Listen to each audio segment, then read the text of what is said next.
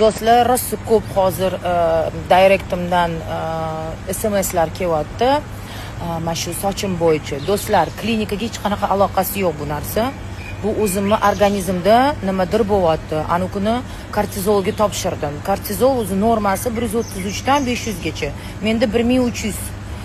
Shu uchun men o'ylaymanki, bu hammasi gormon stress, bu hammasi nervlarimdan.